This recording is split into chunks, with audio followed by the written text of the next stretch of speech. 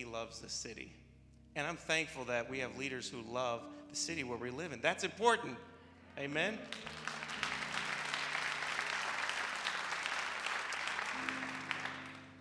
You remember the very first service when I came, I began to share my heart. Remember, I began to tell you that all of these seats are going to be filled. Remember that? Because God showed me that before Bishop even called me, I saw them filled. I didn't even know where the sanctuary was. I didn't even know there was a Columbus, Indiana. That was a prophetic dream that I had. But the other thing I felt the very first time that I came here, stood right here, is that there is a city full of broken people. People who need assistance from us as a congregation. During that conversation, after we had introduced each other, I asked the mayor, okay, you've told me about the city, you've told me a little bit, what do you need from us? And one of the things he said at that moment is he began to talk about some problems we have in our city that are not seen by everyone. And it ties in perfectly with what we're going to be launching this weekend. And for the next few moments, our mayor and some other officials here in our community are going to share their heart with some things that maybe you don't see all the time. Now, if you are thankful that they are here tonight, would you just clap? If you're...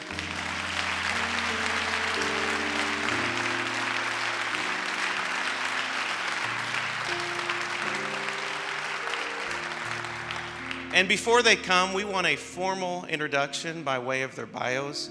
I have asked Ryan to come and please share their bios. We want to learn about the individuals who are with us tonight as we prepare to hear their presentation. How's everybody doing tonight? Good. Did it feel like it was 80 today, or is it just me? Just me?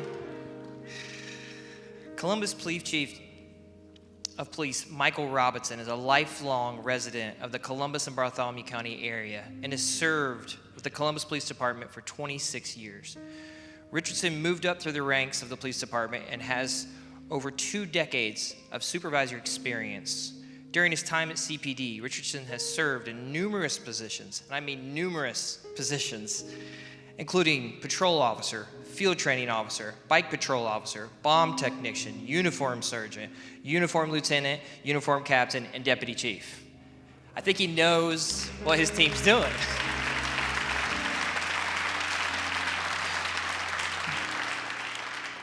Richardson is a graduate of Vincennes University with an Associate's of Arts degree in law enforcement and a graduate of Indiana State University with a Bachelor's of Arts degree in criminal justice. He is also a graduate of the Police Executive Leadership Academy. Michael Richardson has been married to his wife Susie for 28 years and they have 3 children. Our bishop sits on the Police Oversight Committee with Chief Richardson and repeatedly has great things to say about how the chief serves and leads our city. And if we're being honest, this is one of the more difficult times in the history of our country to be a police officer. We want you to know that the sanctuary thanks you for your leadership, and the sanctuary does not take for granted what you and your team do for our city. Thank you.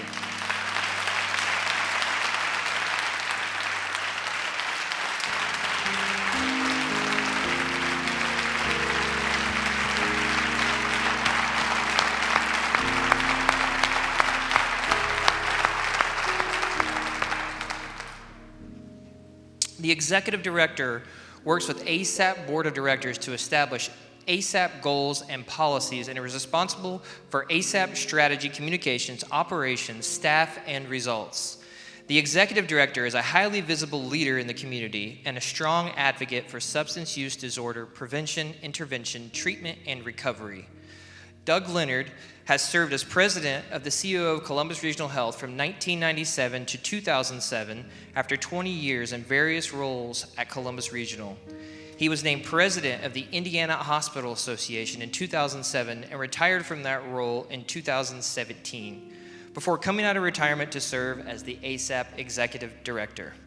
Mr. Leonard has been a key executive in our community for many years while leading the second largest employer in our great city and county, We thank you for your leadership, and we thank you for sharing your wisdom with our community.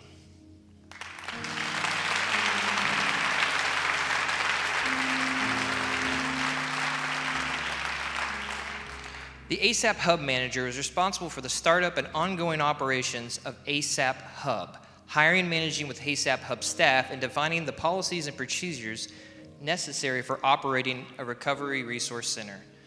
An award-winning student receiving his MA in mental health counseling at Indiana University, Nathan received his BA in psychology from Indiana University, receiving a $1,500 grant from the Office of Student Research for his work on teenage substance abuse, ostracism teenagers endure as a result of their abstinence from illicit substances. Nathan also received the Outstanding Student in Psychology Award in 2012. Since graduation, Nathan has worked with individuals suffering from mental illness while providing individual, family, substance abuse, and marriage counseling. That's the trifecta there. Nathan has worked in collaboration with the Bartholomew County Substance Abuse Council as a facilitator for the Desperate Households Convention held annually in Columbus, Indiana, and received $1,800 grant from the Jackson County Drug-Free Council for his continued work in substance abuse recovery. Nathan believes in strength-based approach to therapy, utilizes cognitive behavior therapy to help facilitate personal growth through cognitive restructuring. On a personal note, Nathan's daughter Peyton is a member of the sanctuary and impacts this body of believers with both her talents and her sparkle. Thank you, Nathan, for entrusting us with God's greatest gift, your daughter.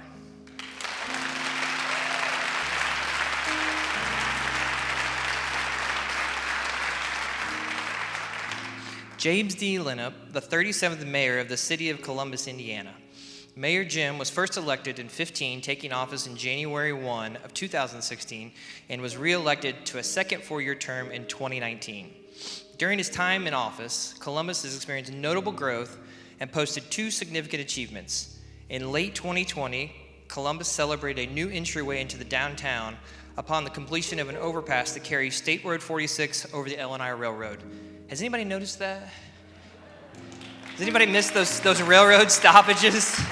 The police chief's clapping because he doesn't like the traffic, I'm sure. Columbus has also addressed drug abuse head-on through the creation of another partnership, ASAP, the Allegiance for Substance Abuse Progress. The city, the county of Bartholomew, and Columbus Regional Health came together to form this endeavor. It encompasses a variety of programs aimed at providing those suffering from substance abuse disorder with treatment, rehabilitation, and reintroduction to independent living. Mayor Jim has also served on the city council starting in 2006 as an interim member chosen to replace a council member who had been called to active duty overseas. He was elected to his own term as Columbus City Councilman in 2012. Jim has been heavily involved in the Columbus community, having served on numerous nonprofit boards, usually in an officer capacity. Prior to his election as mayor, Jim was a certified public accountant and a director at Blue & Cal LLC, Blue & Company. In this capacity, he assisted approximately 200 closely held businesses with financial and tax planning, including consulting on the purchase and sale of their own and other enterprises. He also served as Blue's chairman for 6 years. Mayor Jim graduated from Indiana University in 1975 with a Bachelor's of Science in Business. He has been married to Pam for over 40 years, and together they have 2 children and 1 grandchildren on the way. Mayor, I need to tell you, I probably owe you an apology.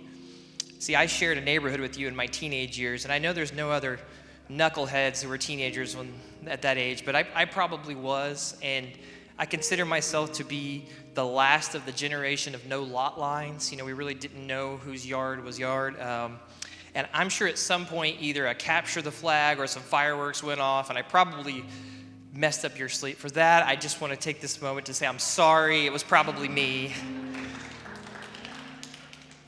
Lastly, in the last 10 years or so, I have met with probably over 20 of Indiana's mayors to discuss potential real estate development in their cities.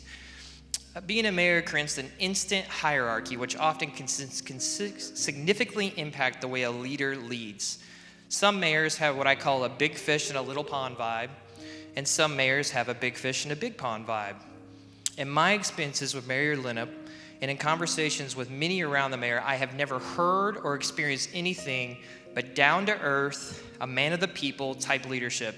And for that, I'm very thankful. And for that, Mayor, you are truly unique. I am proud that you are my mayor and this body of imperfect people. Thank you for taking the time tonight to share your heart for the community of Columbus. Please stand and welcome Mayor Jim Lienhoop.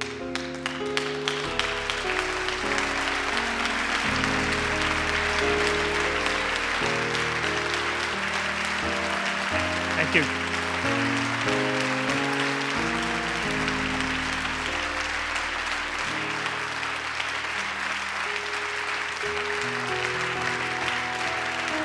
Please be seated. I very rarely get to say that. Doesn't happen very often. You know, the first thing they teach you at mayor school is don't follow the preacher, because you won't look good. And the second thing they teach you is don't follow the preacher's son. So I violated a couple of rules here tonight, but I do want to thank all of you for showing up and for welcoming us to the sanctuary. You know, one of the things that my wife Pam and I enjoy about this current role I've got is the opportunity to visit churches. You know, we've been, I don't have a number, 10 to 12 different churches around the community, and it's been very interesting to us to see the differences in worship, the differences in style. And I can tell you with all honesty that one of the favorite places we visit is right here. We enjoy, yeah. And we have particularly enjoyed the opportunity to get to know Pastor Dan and his wife Joanne, and we look forward to getting to know Pastor Johnson and his wife Becca. They are heirs to a great tradition here at the sanctuary. So I got about 7 minutes. It says 7:16, so that says 7:23. That's when we're going to try to hand this over. And I'm going to count it, right? So we're going to be on time. But you know, what we want to talk a little bit about tonight is substance abuse, substance use disorder. And I want you to understand that the people we have asked to join us will have much more of the details than I will. But when you look at this topic, there's two ways to sort of see it from. One is from 30,000 feet, and the other one's right down here on the ground.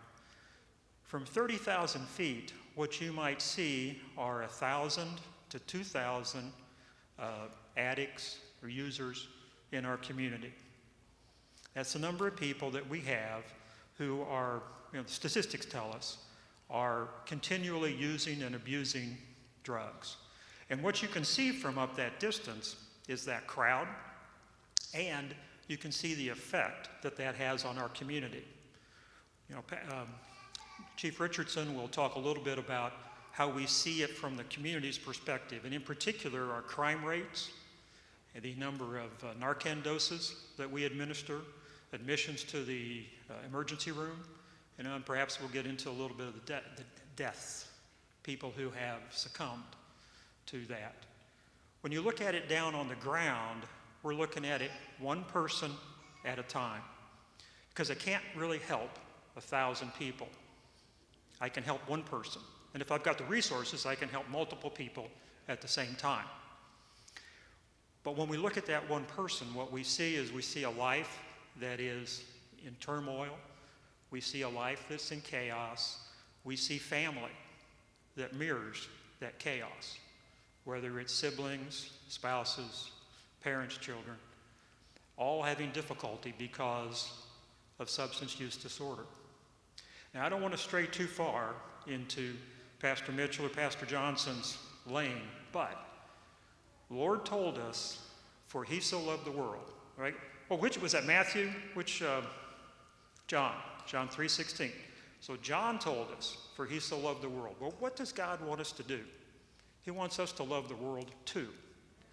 And when he said the world, he didn't mean the dirt and the rocks and the ocean. He meant the people, one at a time.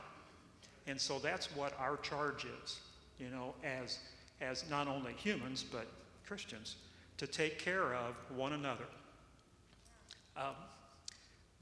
So anyway, in 2016, I took office, and one of the first things that happened to me in my time was I got invited over to the jail to meet with the sheriff.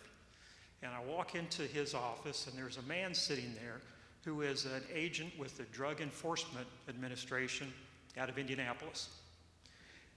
I'm thinking that this is starting to get real, because fortunately, good news is I never met a DEA agent.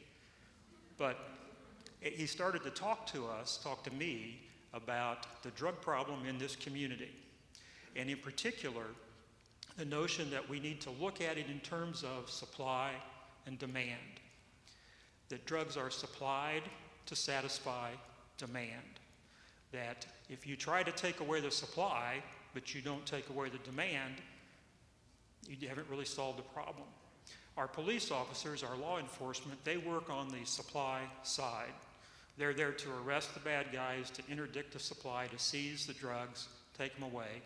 But Chief Richardson will tell you, as soon as they take one of those guys off the streets, another guy shows up, because the demand did not get changed. So if you really want to work on this problem, you have to affect demand. You have to create changes in behavior of the people who are using these drugs. And so it is incumbent upon us to find ways to change behavior. And from that came this notion of ASAP, Alliance for Substance Abuse Progress. And I want to pay a particular shout out to Columbus Regional Health, Columbus Regional Hospital. They saw the need in the community. They saw the suffering that was going on in the community, because those people were showing up, right, at the emergency rooms.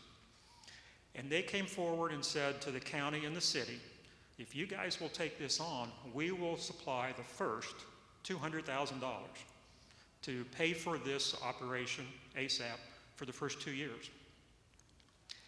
Felt like, this is the best opportunity we're going to have if our challenge is to reduce that demand.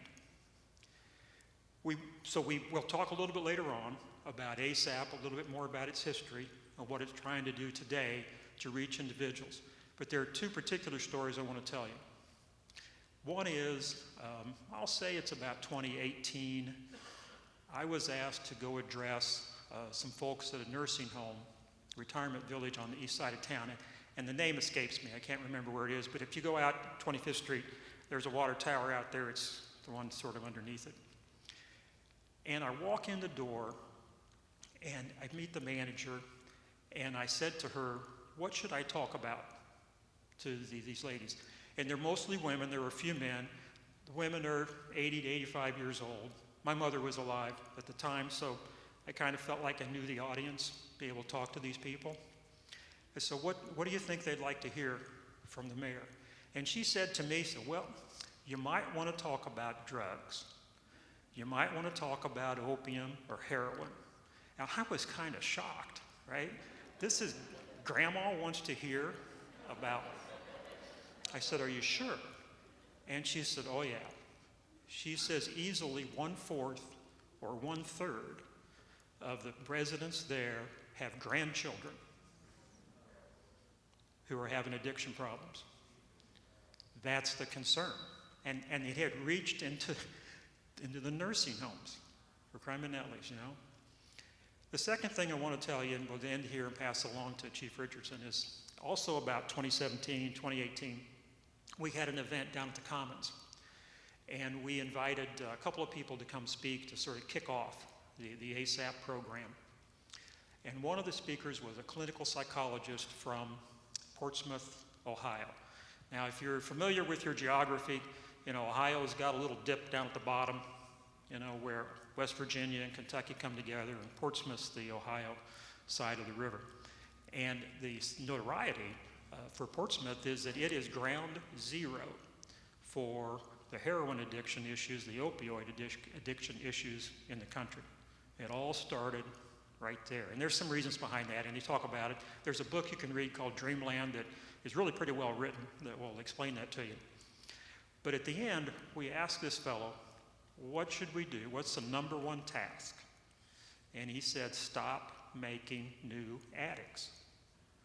You got to find ways to keep people away from this stuff. For example, if you've got painkillers in your medicine cabinet at home and you've got a kid who just likes to get into stuff, well, get those painkillers out. Get rid of them. He said, if you're going to go to the doctor, you're going to get some painkillers, don't take the 30-day supply. Now, we've worked pretty hard the last few years with respect to dosage rules, and then there's some state laws that exist today that didn't exist back then. But we had plenty of anecdotal evidence that indicated you could go and have a wisdom tooth removed and walk away with the 30-day supply of Vicodin. Okay? Not a good idea. Take what you need and leave the rest to somebody else. Start with 3 days or whatever the minimum amount is you can get away with. If you're a smoker, don't take this stuff. Don't take OxyContin. Don't take Vicodin. The reason, you're already an addict. How many people smoke because they enjoy it, right? I mean, I hate to be bold, but you smoke because you're addicted. If you've got an addictive personality, the last thing you want is another addictive drug, okay? And the point is here that there are a bunch of simple rules that we all need to learn so that we can not only help ourselves, but help that person sitting next to you. Help your brother or sister, help your cousin, one person at a time. So anyway, I want to turn this over to Chief Richardson. I want to thank all of you for your time and attention, and particularly to Pastor Johnson for the invitation, and we'll be available later for Q&A. Thank you.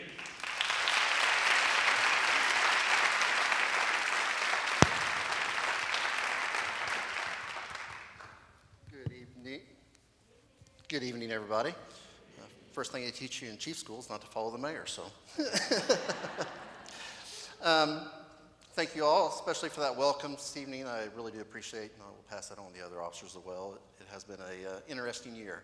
I took over as chief in January of 20, and I don't think any of us knew what we were about to get into when 20 started, so appreciate that. What I'm going to try to do tonight is give you some facts and figures, some information on what we are as law enforcement, some of the things I see, and some of the issues that we in our community are having when it comes to drugs. Obviously, drugs affect all of us in one way or another. Even if you don't think it does, there's one way. I've got family members who have addictions, been in prison, been in jail. And my guess is that a lot of you know people as well who've gone down that road as well.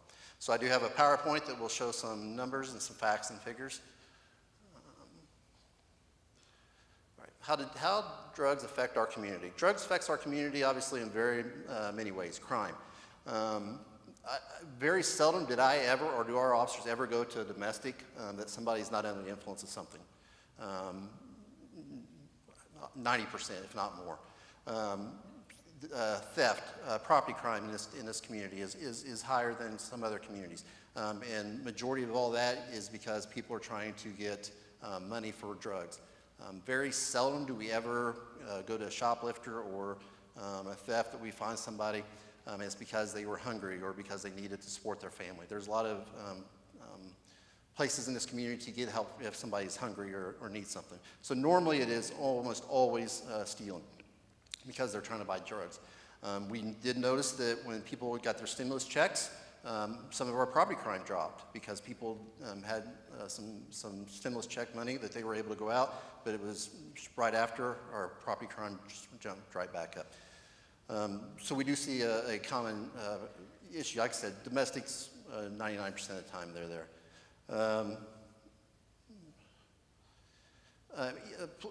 Responding to drug overdoses. Every time there's a drug overdose, we send 2 police cars. You'll have a fire truck, and you'll also have an EMS, an ambulance. So you have at least 4 vehicles, emergency vehicles, running lights and sirens across the city. Plus, you also have those vehicles who are now not able to go out to respond to other calls. So obviously, it's taken up manpower. It's taken, obviously, putting the officers and the firemen and the EMS drivers at risk, and everyone in this room at risk, possibly by being hit or having an accident. So obviously responding to overdoses. Jail population. Majority of the people in jail have some sort of a substance abuse issue or problem, or they wouldn't be there. And obviously our jail, we're fortunate, our jail does have a drug treatment.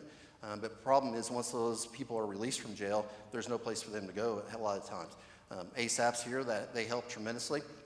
But the problem is that once they get out of jail, a lot of those people go back to the same home they were in, the same environment they were in before, and what they're going to do is go back to the same friends, and they're going to go back to the same pattern they were in before they went to jail. So somehow we need to get those people, when they leave the jail, somewhere where they can get new friends, new people to associate with. If not, we know where they're going to end up at. Hospital.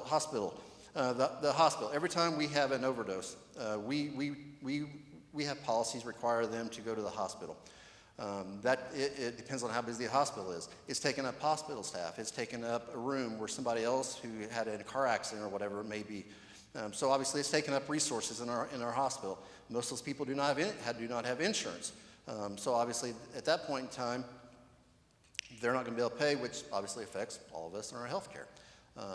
And last but obviously not least is kills our brothers, our sisters, our family, our children, and our friends.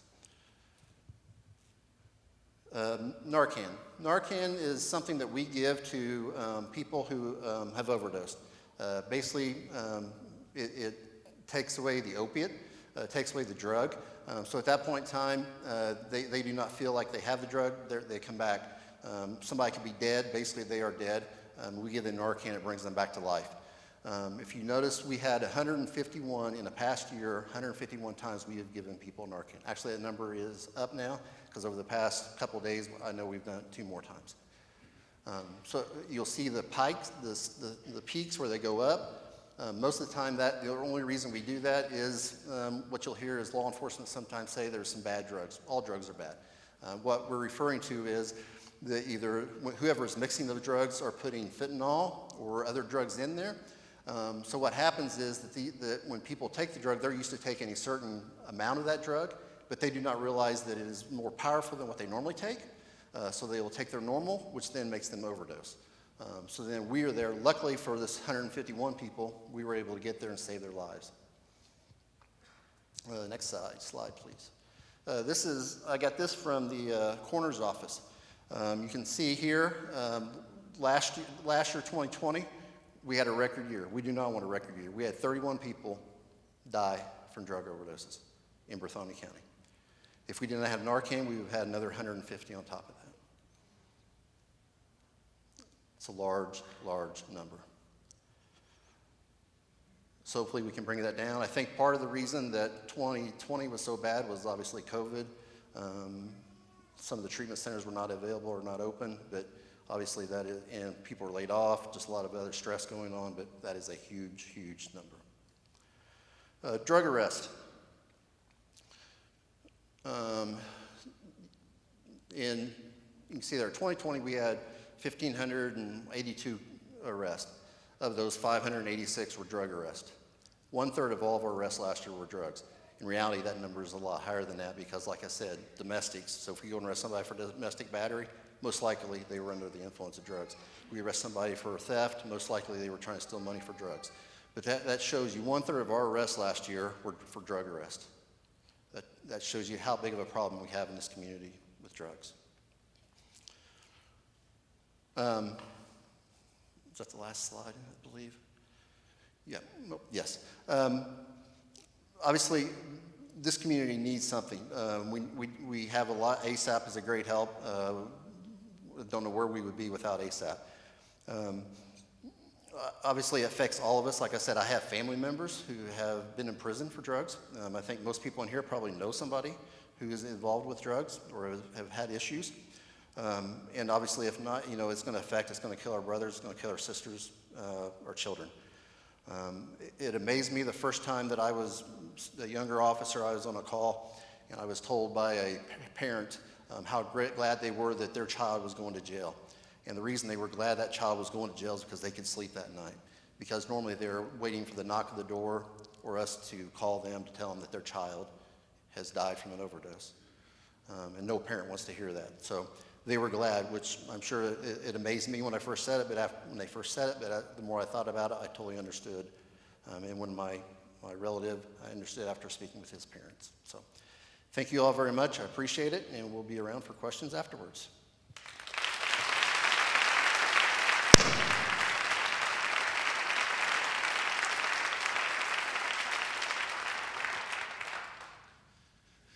Well, thank you, everyone, and thank you for inviting us here tonight. This is really a thrill. We are sort of in the army of groups and individuals trying to attack this problem, and we're always thrilled to find another partner in this issue. So we would be more than happy to be helpful to you as you decide what your approach is going to be, and we have a lot of resources. And so I'm going to give you a little bit of the structure and the background on ASAP, and I want to first call out Mayor Lienhoop. He paid tribute to the hospital, which is great, but there were others like Mayor Lienhoop that stepped up, and there's something about Columbus, and many of you haven't been in adult life living in the business world in Columbus yet, or the social services world, or education, but there's something magic about the way Columbus works. And there's even a book called The Columbus Way. And I spent 40 years in healthcare, and 10 of those at least were as the CEO of the hospital, where I was a community leader. And I always told everyone, this is a great town to be a leader, because you cannot hide a bad business decision. There are people out there that are going to jump on you if you don't do it in an innovative way, in a responsible way. And so what happens is, when there's a problem to address, the right people show up. You know they're going to be there. They'll bring resources. They'll bring decision making. And so that group of leaders wrapped themselves around this issue and started discussions back in, I guess, Mayor, probably 2015 or so. And they brought a gentleman named Jeff Jones out of retirement from Cummins, and he agreed to work for a couple of years to help take this discussion and form it into an idea and a plan. Next slide, please. So we have a mission statement. I won't dwell on that, but we're in the business of helping people. We're in the business of, well, let me put it this way. When I first took the job, I had a couple of people look at what we were doing and say, well, you know, I grew up knowing I had to carry my own weight. I was responsible for my decisions.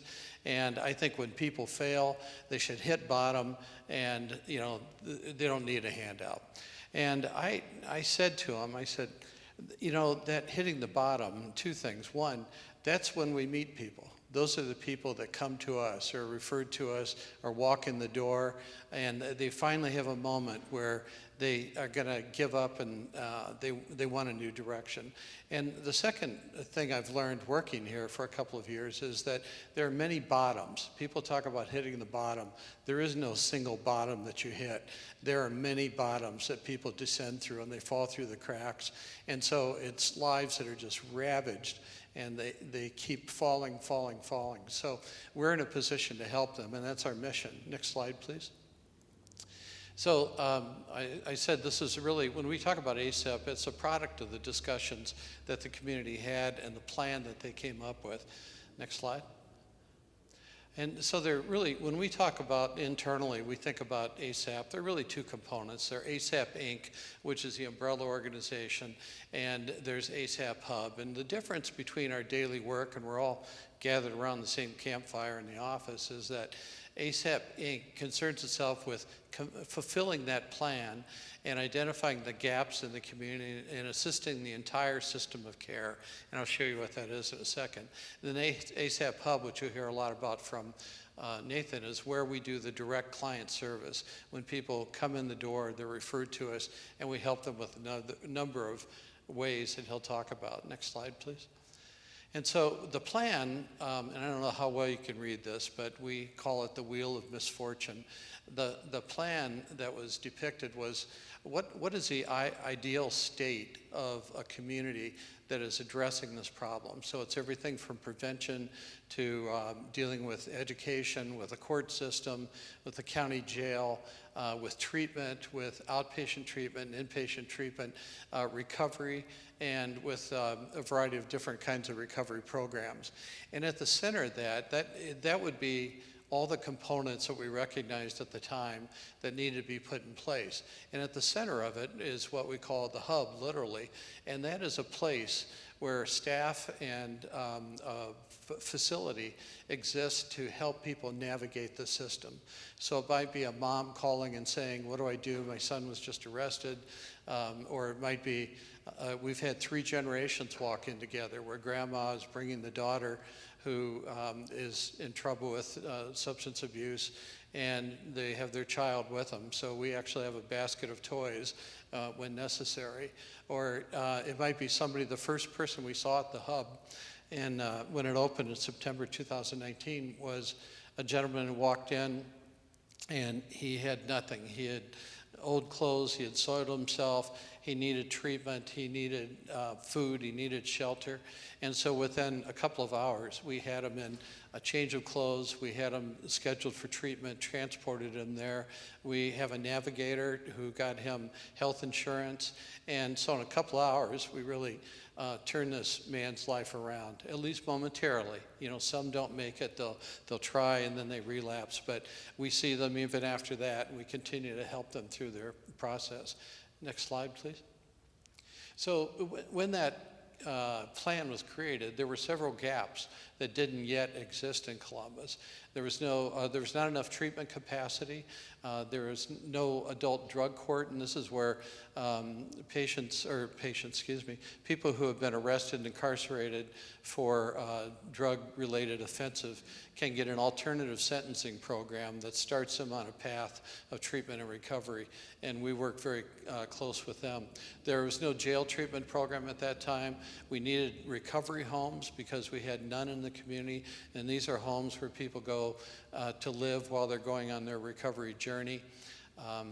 And we needed more recovery programs, and these are programs where people who are recovering from their condition find fellow supporters, and they might go 1, 2, 4, or 5 times a week. Alcoholics Anonymous is the most well-known, but there are many others. Next slide. And one of the things we needed was a place and a staff to help people navigate the system, and that is today the hub. We also needed second chance employment options for these people too. While they've been perhaps incarcerated, they've had their drug issues, that they needed to rebuild their lives. Once they get through treatment, start recovering, they need to find a way to work again. And sometimes a felony would be on their record, and that would say you're not there. People don't want to take a chance on someone who's recently gone through treatment, and that was a condition that existed at that time. So we've worked a lot on that issue. There was no inpatient medical detox program locally, and no long-term residential program in the county. Next slide, please. And so you'll see one of the additional pieces that was missing was recovery home, and I'll come back to that in a few minutes. Next slide. So out of those gaps that existed, we have filled them all except about 3, and that's the work of ASAP Inc. And the 3 that aren't existed yet, we don't have a residential recovery or a treatment program here in town. We have to transport people to other cities or other states for a 30 or 40-day treatment. We don't have a medical detox program, and a medical detox program is generally an inpatient hospital program where someone who's acutely intoxicated, meaning that they are possibly going to die until they're weaned off of that drug, and treatment for their condition can't really exist until that drug is out of their system. And so we have to transport people to other counties for that. The hospital's working on that. We hope to get there. And then the third was the recovery homes, and we have recently opened our own recovery home in the fall. A year ago, there were no recovery homes in the county at all, and now we have 7 homes and over 70 beds. And we created one, we're going to create a second and hopefully a third. We need one for women.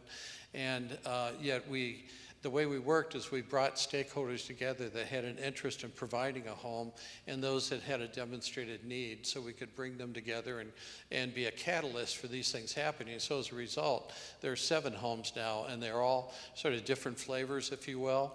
And each one of them is critical to the community and will provide help for men and women that get through their recovery. I'm going to call Nathan up, but before I do, I just want to say, you know, I spent 40 years in healthcare leadership, but I never had a job like this, where I'm actually, you know, we're literally on the street helping people that are in need. And when you work in the offices we work in, and my office actually looks out, we're in the United Way building, and it looks out on San Souci, and people using the United Way services come by, and you begin to get a filter. You begin to get a screen that you can look at people and you can start to detect that person's got drug issues, that person's homeless, that person needs clothes, that person needs transportation.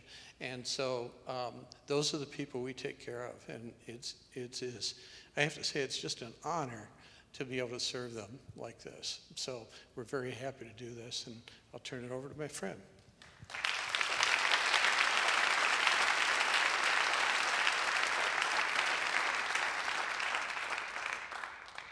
Good evening, everyone. Man, this is exciting. I love talking about this stuff. Not a lot of people love talking about it, but I do. It gets me pumped up. My name is Nathan Walsh, and I've been here a time or two, so it's good to see some familiar faces. I can't stand at a podium. I bounce around a lot, so you'll have to follow me, I think, but I don't stand well. So my name is Nathan Walsh. I am the director of the ASAP Hub. We opened it up in 2019, and so we've been open for just over 18 months now. We've started over 300, between 315 and 350 new cases in that time. That's just individuals who walk in. That's not the follow-ups and the recurrent things. We are now pretty well established, and we have a pretty good idea of what we're doing. I'll get into that a little bit more. But again, so I'm the director of the ASAP Hub. I am a licensed mental health counselor, but the very first thing that I am is a father. And so I wanted to show some of my excitement tonight about my daughter, Peyton, and my amazingly beautiful, smart, and talented daughter. I have two of my other daughters here, and Gentry Lang and the Lang family. Just amazing to get to be a part of that process, and I'm so proud of both of you, and I love you both. So, yeah, I had to embarrass her. I got an opportunity. I'm a dad. What am I going to do? So, okay, you can go on to the next slide. That was just fun. The ASAP Hub, like they said, it is located in the United Way Center, right across from San Souci and right behind the Bartholomew Consolidated School Corporation Administration Building.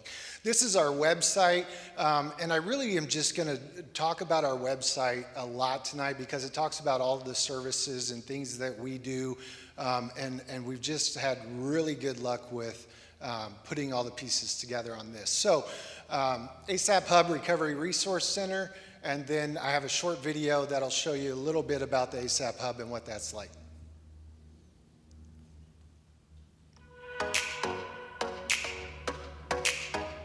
Welcome to the ASAP Hub, your recovery center, located in the heart of Columbus. We are housed in the Doug Otto United Way Center at 1531 13th Street, right next to the BCSC Administration Building. The Hub has an open and welcome design, where a certified recovery specialist will greet you at the door as soon as you arrive. We have small and large conference rooms where we can confidentially engage individuals and families who are struggling or need help, designed with the ability to host large and small groups simultaneously. In our large open space, we have multiple areas where we can engage individuals in a professional and comfortable manner. We also have a community education center that is open for the recovery community to schedule meetings and training sessions. We have several computers our clients can use to complete any online applications or projects. What you see is the product of planning, donations, labor, materials, engineering, furnishings, and equipment. It is truly a community-built and owned facility to serve those in need. The ASAP Hub has been thoughtfully designed to put the needs of individuals and families first. We hope to see you soon at the ASAP Hub Recovery Resource Center, located in the heart of Columbus.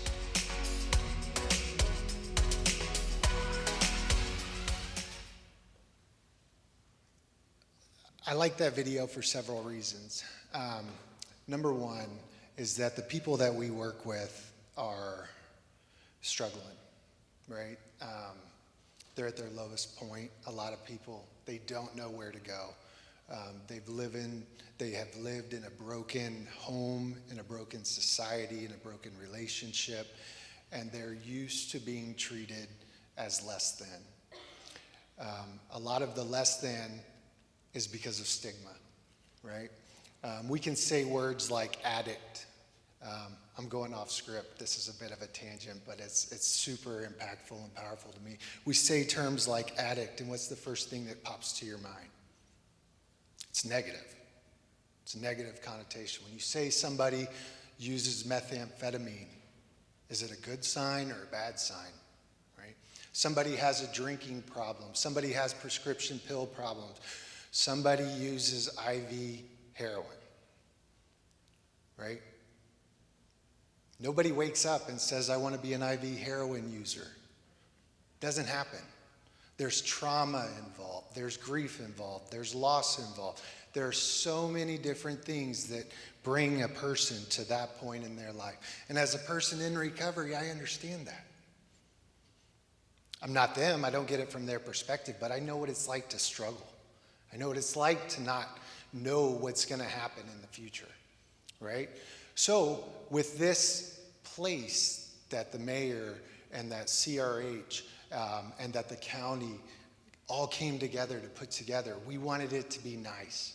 We wanted it to not feel like a jail. We don't want it to feel like an institution. We didn't want it to feel like a church. Nothing against churches. I love churches, but a lot of people think that if I walk through the door of this church, this place is going to fall down because of all the bad stuff that I've done. I can't walk in there, right?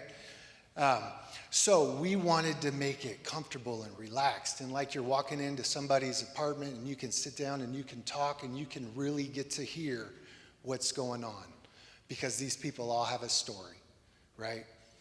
Everybody has a story. Next slide, please. So, ASAP Hub, some of the things that we do, it's kind of difficult to see, but right across the top you can see it says Home, ASAP Hub, ASAP Sober Living, About Us, Prevention, Treatment, Recovery, Learn More, Narcan. If I don't have time to talk about Narcan tonight, but if you want to know about it, I've got some free Narcan. I've got some other free medication disposal kits out front. And after the talk, I'll be more than happy to provide that or provide you with education about that. Hey, and then on the very end, sorry, Pastor, but we also do have a donate button. So we're 501c3, we're publicly funded, right? Next slide, please. These are also on the Hub's homepage. To note, Hub services and recovery information are the two biggest ones that you can check out, and these can help anybody at any time. Next slide. Hub services, some of the things that we do at the Hub, and these are just the outlines of what we do, right? Every day is an adventure, it's fun, and I seriously have the most amazing staff of people that I have ever worked with and have the pleasure to work with. But we coordinate treatment. So we do not provide treatment at the ASAP Hub. I'm a licensed mental health counselor, but we don't provide treatment there. We get people to the places that they need to be at, right? Whether that's a detox center, whether that's a residential facility, an intensive outpatient program, we make sure that we get them the right level of care that they need. We assist people in applying for insurance through Medicaid, Medicare Marketplace. We offer family support. We offer education, recovery coaching. Recovery coaching is interesting because a recovery coach is somebody who is in recovery and who has also gone through training to understand and support people who are currently using or early in recovery. We do case management where we follow people. We're in all three of the problem-solving courts in this county, so we're in adult drug recovery court, veterans court, and family recovery court as well. We offer life skill development, workforce reintegration, which is fantastic. We have employers, probably about 10 to 15 employers now that are overlooking felonies or recent arrests because they're willing to give people another chance. We have provided transportation to individuals who, need to go up to northern Indiana or down to southern Indiana to get into a treatment center because that's where their insurance will pay. Recovery meetings. We have recovery meetings 7 days a week, sometimes multiple times per day at the ASAP Hub, and we offer a variety of meetings because we know that there's not one path to recovery. Everybody's different, right? So we offer faith-based with Celebrate Recovery. We offer Alcoholics Anonymous meetings. We have a new Narcotics Anonymous meeting starting. We do a 12-step yoga there on Thursday nights, and we have a Smart Recovery meeting, which is based on cognitive behavioral therapy and doesn't have a spiritual component, because the spiritual component is going to keep people away, and we want to get everybody the help that they can get. Next slide, please.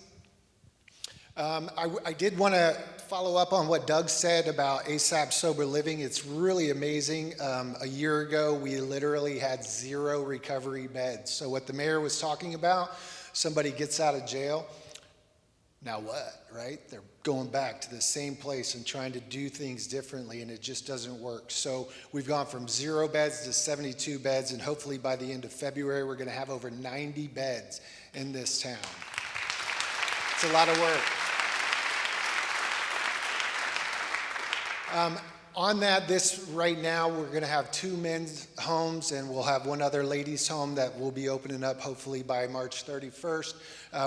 We couldn't do April 1st because that's just wrong, right? So March 31st is our goal. And you can apply online. So again, all of this stuff is on our website. Next slide. And, last one. So this is new in the era of COVID, right? We were just like everybody else. We're open, we're closed, we're open, we're closed, we're open, we're closed. Oh my gosh, what's going to happen? Finally, everybody was scheduled to be back in the office for like the 3rd time this Monday. And of course, something happened and it didn't work out. So now we're like 85% capacity. But what we did during this time was we added a chat line. Right? So we're too small of a staff to staff it 24/7, but anytime that the ASAP Hub would be open, if you can't make it in, you can hop on the chat line and somebody from the ASAP Hub is there ready to help, because we know if somebody's ready to go, somebody's ready to get treatment, you move. You don't wait, right? Because in 5 minutes, 10 minutes, might be too late. And this is life or death. It just is. People don't want to die. They fight for their life over and over and over, and they fall down and they get up, and they fall down and they get up. But the one thing that I learned is that nobody can get into recovery if they're not breathing, right? If there's breath, there's hope, and that's what we hold on to, and we try and treat each person the same way. So I think that's it. This is also just really basic information that we hand out to people. I set up a table out front. I'm happy to give it any information, answer any questions, and just get to know you a little bit better. So I think that's all I have. Thank you.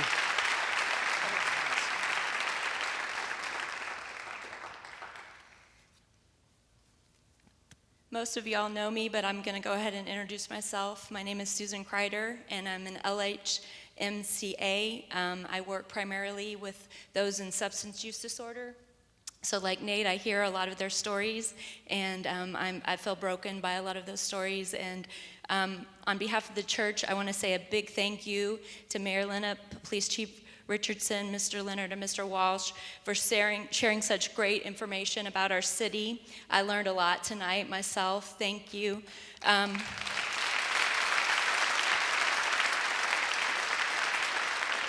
To all of you, I want to thank you for serving our community and taking time out of your busy schedules to come be with us. You've honored us by coming, and we truly appreciate it. Thank you.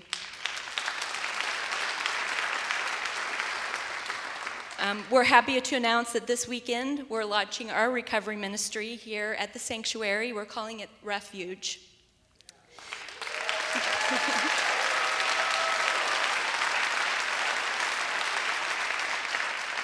To launch it, we're doing a training with Brother Randy Brown from Urbana, Illinois. Brother Brown has 30 years of experience in recovery ministry, and he's going to be sharing his insights with us all this weekend. We're really, really excited about having him come. On Saturday night, he's going to be meeting with a few core members of our team to share some best practices and have a question and answer time. Sunday at noon, he's actually going to be preaching, and he's going to be inspiring our church to reach out to those in substance use disorder. On Sunday evening, he's going to be speaking to anyone in the church who would like to be involved in recovery ministry in any way. So from 6 to 8 in the Family Life Center this Sunday night, February 28th, we want to invite anyone who wants to be involved in the ministry to come and listen to Brother Brown and find out more information about it. So we hope that anybody that's interested can come and make that. Thank you.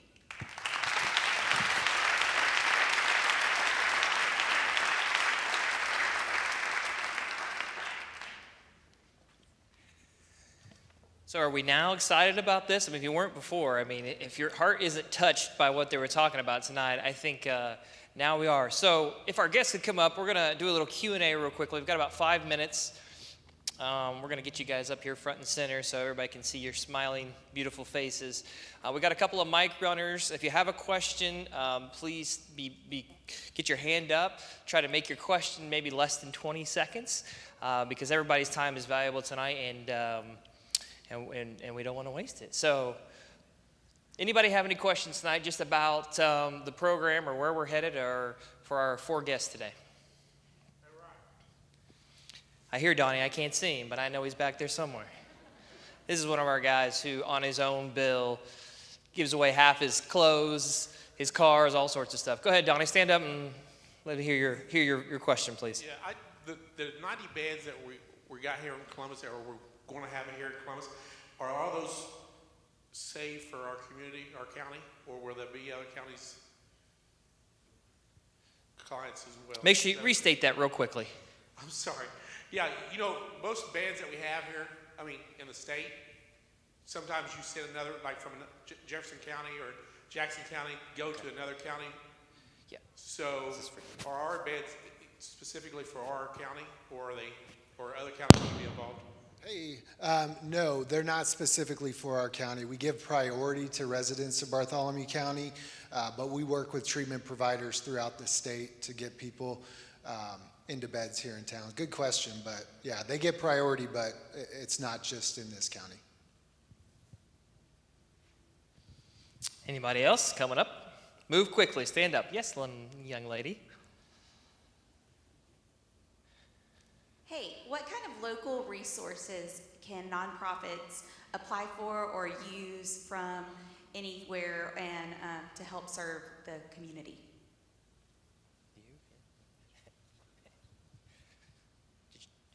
What resources can local not-for-profits apply for to receive assistance in the community?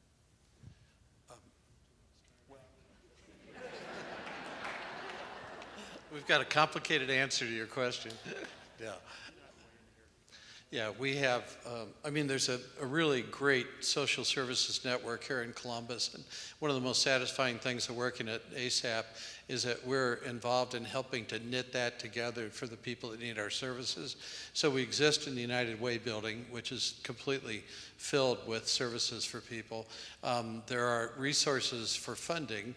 In fact, we didn't spend enough time on it, but our operating costs are funded 100%. 50% by the county and 50% by the city. We also have support from Heritage Fund. We've had some other grants that we've gotten that are federal and also state grants, and we're in fact talking about how to increase our visibility. We have actually, I'll put in the picture, we actually have support from a couple of other faith communities in town too that have worked with us. So we are very engaged in finding those resources. I hope that answered your question. I would just add that the Heritage Fund administers what's called the Mark and Wendy Elwood Fund. They will make grants for educational type activities. So that what they're mostly interested in are programs that you might have for teens or younger, you know, in either your church or your school or your social club, what have you. And yeah, I can get you the information on how to contact the Heritage Fund if you need it. Yeah. Any other questions? Over here in the corner. It's a lot of square footage in here to cover. He's built for it. First off, thank you so much for coming and sharing with us a lot of this vital information. I very much appreciate it. Earlier, you were talking about the differences of supply and demand, and I saw on the ASAP Hub and ASAP Inc. Sort of the diagram that was shown, this idea of prevention education. A lot of what we've heard is recovery is a reactive process. There are a lot of at-risk populations at every age, and so I was just wondering if you had some specific examples of prevention education and what are the age groups that this community is covering on that? Start with that. We do have, when I first started, we had that system named something else. It was, included treatment primarily, but we recognized that we're not going to be able to be successful in this long-term, challenge we have unless we get at prevention, unless we get at people in the youngest time of their life. So to that end, the mayor was mentioning Mark and Wendy Elwood's programs that have already been measured and are known to be reliable, so that when we spend money or get involved in that, we recently became a party to a grant that the Communities That Cares grant is one that exists in Columbus, and it's going to allow us to hire a full-time prevention coordinator, and we really look forward to doing a community-wide prevention plan from that. Nathan, do you have anything to add to that? Okay. We've got time for one, maybe two more questions. So I see a hand right back here, front center. Anna, you're slacking, man. You're making this guy run all over the place. It's okay. He played college football. He can do it. Okay, I have a question. I have a friend that has a child that's in their early 20s, and she's an addict, and she's making a mess of her life, and her parents are flipping out. They don't know what to do or how to help her. Is there a legal channel or something they can do to help her out before she ends up needing the Narcan or end up in a legal situation? Can they get power of attorney over her, have her assigned to some facility, or is there anything they can do when they see someone heading down the wrong road and they want to stop it and cut them off before it gets too bad? What can someone do? Unfortunately, no. If they're an adult and they do not want help or treatment, there's really, if they're on probation, if they're in the court system, then the court can order some sort of thing, some sort of treatment. But for the treatment, and they will tell you, but for treatment to work, they're going to have to want it to work the system and for it to work for themselves. So unfortunately, until they hit bottom, as we said, where's the bottom at though? They can't go in to force them to go into treatment or get the court system to order that. Yeah, the only thing that I would add to that is that that's where work with a family comes in, right? We can't change other people. We can't change their behaviors. We can offer them opportunities to change, but we can't make them change. But what we can do is work with families to say, hey, what are some healthy boundaries that you can set up? What are some things that you can love your son? What are some ways that you could love your daughter, but not love them to death by enabling a certain type of behavior, right? And so when I would address that, I would start addressing that with a family first. Then I would try and get that family plugged into some of the other support groups like Insight is a family support group at Community Church of Columbus. We have an Al-Anon meeting that meets at the ASAP Hub on Saturday mornings, and they have Al-Anon out at the clubhouse, the fellowship hall out towards Garden City that meets out there on Friday nights. So really, I would just empower the family through education. Good stuff. All right, I see two hands. We're going to do two more hands. Oh, you're ready. Go. Yeah, it's okay. Hi, I really want to thank you all for this information. I think as young people, it's really important for us to have this information at this stage in our life, just to be informed and make better decisions. But I think this is for the executive director of ASAP. I saw in one of the slides that the first recovery home that was set up was for men's. And then there's another one for men's coming up, and there's a woman's. I'm just curious to know, is that because we're seeing higher need from men in the community? And we're talking about the recovery homes? Yes. Yes. Actually, in the community, just saying there's 7 isn't an adequate enough description. We started a men's home because we were really almost the first home that was out there. But in fact, There is one women's home in town operated by Oxford Homes, a company that puts these in places around the state. And one of the really great things in Columbus is called the Fresh Start Community Center, which is a treatment and recovery facility for women with children. And so many of these women that are there have been through the court system and are at risk of losing their children. So we need at least one more women's home. And then we're looking for a mom and baby home too, which is not a treatment center, but a safe place for them to live while they're going through their recovery. On that note, Mayor, I'm going to need you to have a conversation with IHCDA because we don't have a permanent supportive housing project here, and that's something I do professionally, and the reason we don't is because the county doesn't score well. So we get the point system adjusted from Indiana Housing Community Development Authority. We could get a $12 million project here that would put a lot of beds here for that exact need. So last question, maybe two more. One, go ahead. I just want to say thank you to the mayor and everybody who came. I've served here with the Spanish ministry, and we've been having a lot of our Latino community, as you know, growing, not only in Columbus, but also all around Seymour, Franklin, et cetera, and we have families coming. Thanks to the Lord, we've been helping families to get out of drugs and learning today, hearing today. I want to know how El Santuario or this church, me personally, or some of our leadership, can help in this matter, because I know that we're talking a lot about, how can I say that, and don't be offended, the American way, but what happened to our Latino community? What's going on with our Latino community? I think that's something that's important, and I want to know how we can help you with that. Thank you so much. Yeah, that is a fantastic question, and that's something that we have been intentionally trying to do since we opened. I'll tell you, it's difficult. With different cultures come different challenges, and getting cultures to open up to help or to understand that we're not trying to arrest people, we're not trying to pull the wool over anybody's eyes, but we're here for everybody, regardless of your situation, to come in. We've been working with St. Bees because they also have a large Latino population at St. Bartholomew, and they have some Spanish-speaking recovery meetings that happen over there. But I would love to set up a meeting with you and say, hey, we're failing here. How can we do a better job? So I would absolutely love to get that meeting set up. Yeah.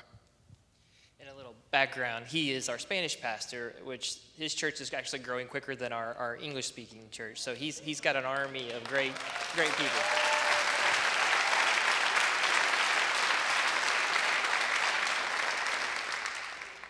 Last question right here.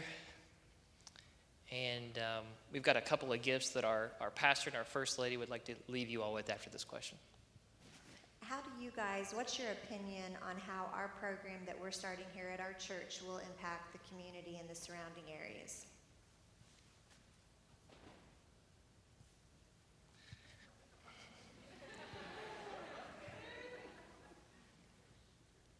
Anything that you can do will be helpful. Okay? And what we've talked about is the fact that the need just doesn't seem to go away. And we need for people to, to not only do something, but to exhibit the correct behavior.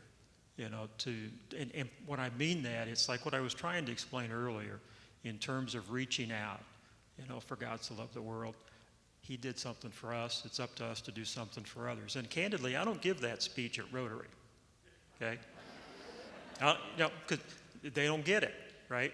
You talk about that in a place like this, and people understand, okay, that, okay, I got it. I've got a little bit of responsibility here to step up and try to help those who have fallen victim to this disorder. You've all heard the phrase, there but for the grace of God, go I.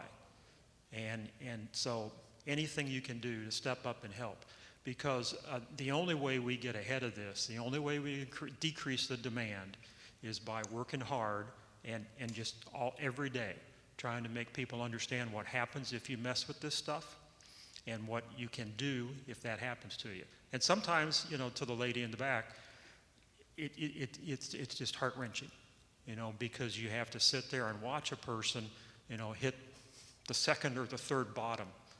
But we can try to get to these people ahead of time. We can try to get to these folks before they get to that place, before they use this stuff. And that's why it's important for all of us to make this a cause that we believe in.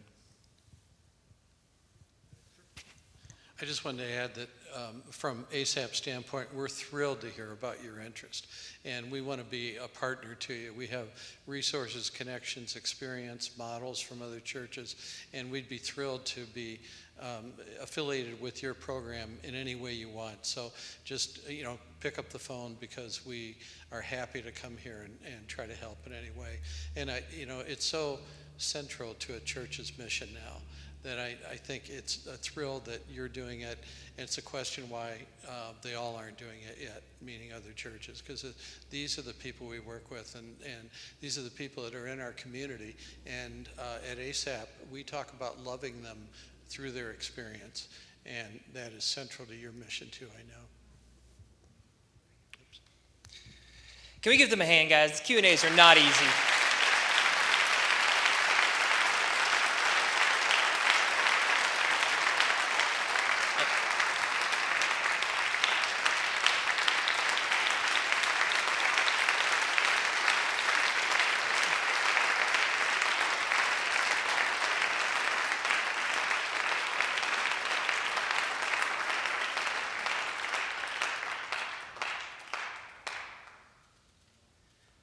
Lighter note, I just want to say we have 3 IU grads up here. His mask just made me think that, and we appreciate that as a former IU grad. Thank you. Thank you for the crimson and cream.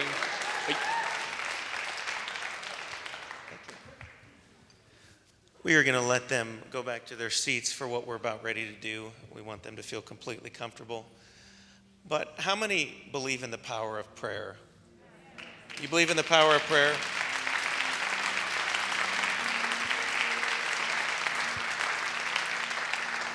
These individuals are on the front lines of fighting this war.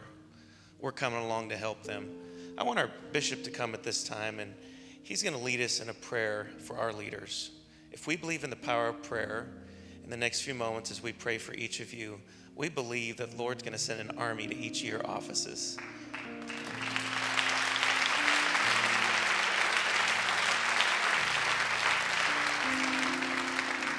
Mayor, inside your gift, yours is a little different than the others, but inside it's a special plaque that says, "We're praying for you continuously."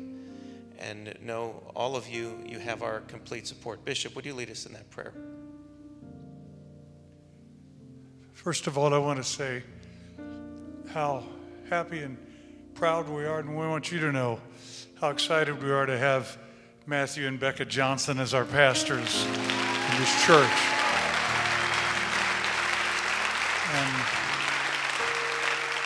And it's his burden when he first came is why we're doing this tonight. We appreciate that.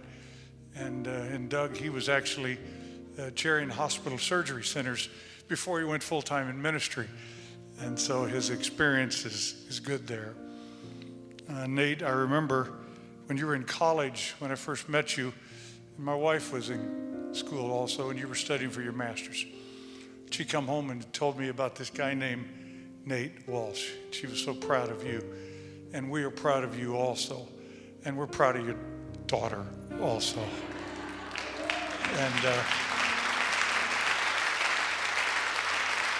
the thing about Nate, and you know it, you can tell it, he believes what he's talking about. He's passionate about this, and so this is automatic for him. He's just passionate. Doug, there are just some people that are too important to retire. So you retired from the hospital business and you're needed. And thank you for answering that call. And that's a really big deal. So we appreciate what you're doing. I want to tell you that we also have one of the best police chiefs we've ever had. And Michael Richardson.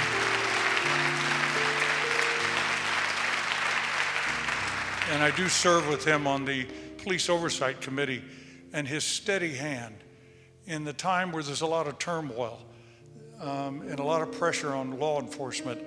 But he has this steady hand that he works with, and very transparent in his manner. And obviously he's done everything in the police force you could do. I mean, did you ever do the canine? I'm not sure. You didn't do? Okay. I found something he hasn't done. But I sit in the room with him every quarter, and you'll be very proud of our police force. And at the time we're in right now, that steady hand's important. Our mayor came to office when our politics in our city hall was in chaos. Just to be honest, I can say that because I'm not running for anything. I've ran my race, and in fact, I'm the guy that needs the podium. I did my second COVID vaccine, and I need a podium to lean on right now. I'm staggering, but he came in, and the truth of the matter is that he put peace in City Hall, and he's done some fabulous things. We're proud to call him our mayor, and we love when him and Pam come once in a while and show up for a concert or a Christmas concert or church. But we're very, very proud of our mayor, and I thank God for all of you, and we are praying for each and every one of you. And we're going to succeed in this recovery program. We are going to succeed.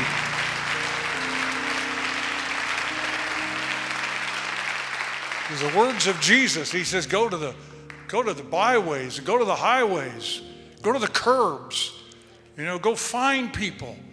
And that's what we're going to do. And there are people that are shooting up in different places in town. We've got to find them. We've got to help them. These are hurting people. These aren't bad people. They're hurting people. And we need to help them. And many in this room, in fact, if you've ever had an addiction and you don't mind telling us, would you just put your hand up and say, yeah, I've been addicted before. See, there's people right here that's recovered, and we're thankful for it. Would you all right now just reach your hands out toward these folks? And I want you to pray a real sincere prayer over them, that God's hand would be upon him. Now, Father, I know you work through governments, you work through systems. I ask you, Lord, to guide the steps of our good mayor. Let wisdom come.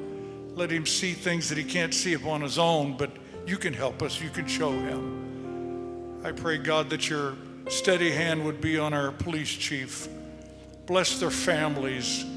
Lord, they're here today and this evening after they've worked all day, and yet they care for the community so much they showed up tonight.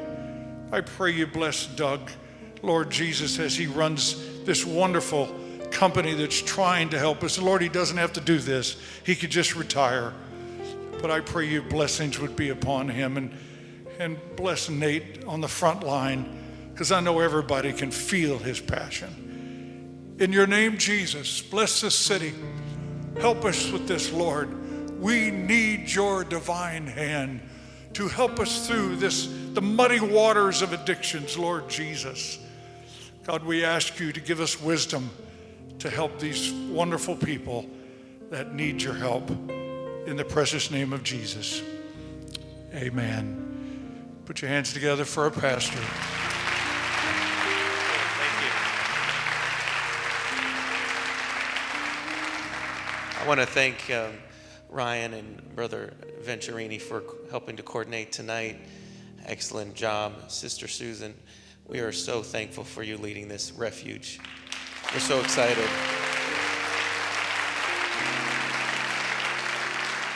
We got to figure out what refuge is in Spanish, because I hear that we need that too. Okay, yeah, something like that. I mean, I went to Cancun so long, you'd think I'd know it by now. I know we're a little bit longer than normal, but I want to bring this all back to home for just a moment. We're talking about all these things that are kind of out there.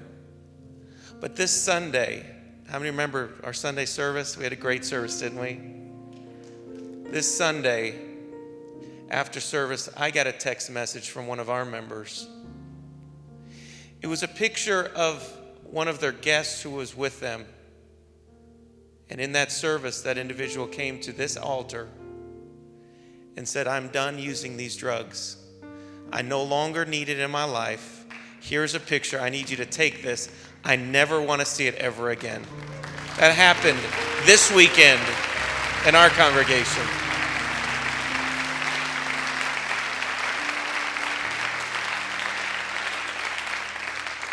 But this has been our problem as churches.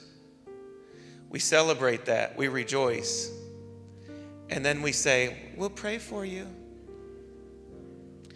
Now what we're going to do is we're going to grab the hand of these community individuals. We're going to look to Sister Susan. We're going to say, you know what? And guess what? I called this individual. She was crying on the phone. Couldn't believe the pastor called her. She said, I have ruined so many relationships. I want to know my grandchild. Do you think God could give me another chance?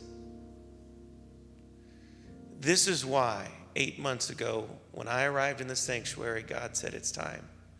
Because that individual this weekend who's needing hope. But it's more than just an altar experience. This individual will be going to a 30-day inpatient program. And when she comes out, the sanctuary will be here to make sure. The hub will be there. We're going to serve together. So this weekend, you might say, oh, we're having a speaker talk about addiction. I guess they don't have to come on Sunday. We all need to be here.